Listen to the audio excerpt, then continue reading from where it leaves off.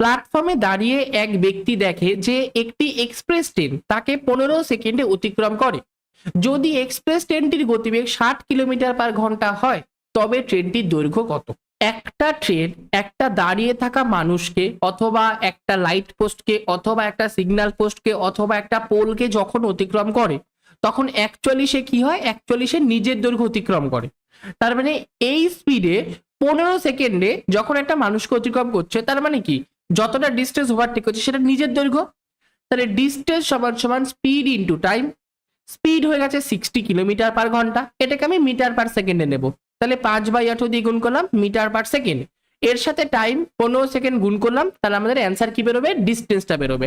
কাটাকাটি করি, 6×10=60, 3×6=18, 3 দিয়ে করলে 3×5=15, 5×5=25, 25×10 = 250। তাহলে ডিস্টেন্স 250 মিটার, অর্থাৎ ট্রেনটার দৈর্ঘ্য 250 মিটার, মানে 2 নাম্বার অপশনটি আবার সঠিক উত্তর। ঠিক আছে।